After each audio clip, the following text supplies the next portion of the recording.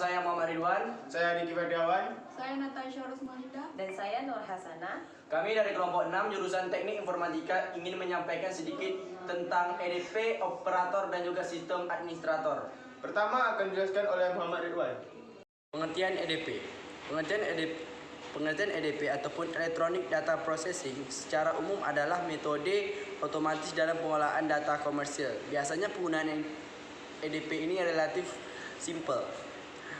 Aktivitas yang berulang untuk memproses informasi dalam jumlah yang besar. Misalnya, update stok barang yang dimasukkan ke dalam inventaris, transaksi banking untuk dimasukkan ke dalam akun dan master file pelanggan, booking dan pemesanan tiket ke sistem reservasi maskapai penerbangan dan lain-lain. Pengertian EDP operator, orang yang bertugas mengoperasikan program-program yang terhubung dengan elektronik data processing dalam lingkungan sebuah perusahaan atau lingkungan lainnya. Tugas dan tanggung jawab ED operator. 1. Memelihara ketersediaan dan update informasi melalui optimalisasi manajemen informasi sistem, serta mengembangkan dan mengoptimalkan platform informasi sistem. 2. Melaksanakan fungsi administrasi berupa pencatatan, penyimpanan, dan pemeliharaan dokumen fisik dan digital, serta monitor data. 3. Melakukan entry data. Misal kamu kerja EDP di bagian penjualan, maka setiap ada penjualan kamulah yang memasukkan data penjualannya, jumlah penjualan, data rupiahnya, customer, dan lain-lain. 4. Memasukkan data ke dalam database milik perusahaan. 5. Memeriksa dan memastikan keakuran data yang dimasukkan ke dalam database. 6. Menyelesaikan perbedaan informasi dan data yang tidak lengkap. 7. Membuat data cadangan menjadi bagian dari rencana kontingensi. 8. Menguji sistem database baru dan pembaruan di perangkat lunak. Skill seorang EDP operator. Yang pertama yaitu komunikasi. Anda harus tahu bila petugas data entry nantinya akan terlibat di dalam dan di luar tim. Karena itu, sebaiknya mereka memiliki skill dalam menulis dan verbal yang baik. Yang kedua, kemampuan mengetik dengan cepat. Tidak hanya cukup sampai di sana, seorang untuk menjadi data entry juga perlu memiliki skill mengetik yang cepat. Pasalnya, mereka harus memasukkan entry data dengan jumlah yang besar dalam kurun waktu yang singkat. Mereka juga harus merasa nyaman dengan peringkat yang mereka gunakan, seperti keyboard. Yang ketiga, pengetahuan perangkat lunak. Skill lainnya yang dibutuhkan oleh data entry adalah memiliki pengalaman atas perangkat lunak dasar seperti spreadsheet, Microsoft Word, dan database. Yang keempat, konsentrasi tinggi.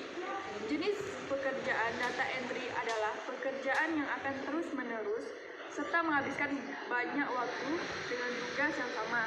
Oleh sebab itu, pekerjaan ini mengharuskan mereka memiliki konsentrasi yang tinggi, ketelitian, dan kesabaran yang besar. Gaji seorang EDP operator. Kisaran gaji sebagian besar pekerja pada profesi petugas entry data dari IDR 2.560.000 untuk IDR 3.726.000 per bulan. Petugas entry data biasanya menghasilkan antara 2.560.000 dan 4.132.000 bersih per bulan pada awal pekerjaan. Setelah 5 tahun bekerja, ini antara 2.750.000 dan 4.269.000 per bulan untuk seminggu kerja selama 40 jam. Kode etik EDP operator. 1. Profesionalisme. Profesional adalah menjalankan pekerjaan atau layanan sesuai dengan protokol dan peraturan dalam bidang yang dijalaninya. Yang kedua adalah privasi. Menjaga dan melindungi kerahasiaan informasi apapun yang bisa diakses tanpa dengan metode apapun. Hanya akan mengakses informasi rahasia pada sistem komputer jika diperlukan saja dalam pelaksanaan tugas-tugas teknis. EDP operator. Yang pertama adalah profesionalisme. Profesional adalah menjalankan pekerjaan atau layanan sesuai dengan protokol dan peraturan dalam bidang yang dijalaninya.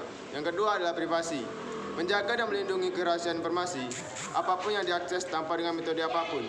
Hanya akan mengakses informasi rahasia pada sistem komputer jika diperlukan saja dalam pelaksanaan tugas-tugas teknis. Yang ketiga adalah komunikasi. Menjalankan komunikasi dengan manajemen pengguna komputer atau operator dan rekan-rekan tentang semua kepentingan bersama yang berkaitan dengan komputer dan akan berusaha untuk mendengarkan dan memahami kebutuhan semua pihak. Yang keempat adalah integritas sistem, memastikan integritas yang diperlukan, kehandalan dan ketersediaan sistem yang menjadi tanggung jawab. Merancang dan memelihara masing-masing sistem dengan tujuan untuk mendukung sistem informasi. Pengertian administrator sistem. Administrator sistem atau sysadmin adalah seorang yang bertanggung jawab untuk mengolah sistem, memelihara dan juga mengoperasikan server sistem. Selain itu, sysadmin juga melakukan instalasi dan juga memperbaiki sistem komputer atau server. Tugas dan tanggung jawab administrator sistem. 1. Install dan patching hardware dan software. Seorang administrator sistem dapat melakukan instalasi perangkat keras dan perangkat lunak dan juga mengoperasikannya.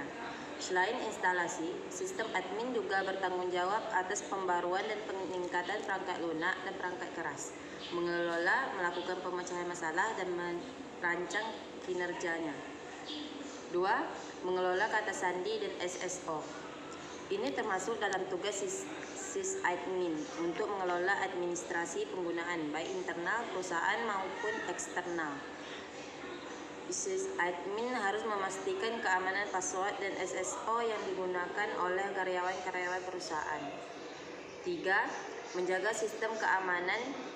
Keamanan data di server dijamin juga oleh administrator sistem.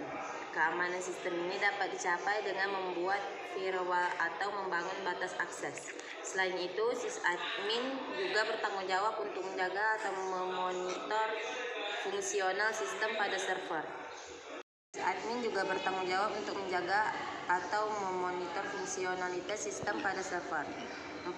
Dokumentasi. Mendokumentasikan permintaan dari end user, kebutuhan bisnis, dan juga permasalahan teknis juga dilakukan oleh sysadmin.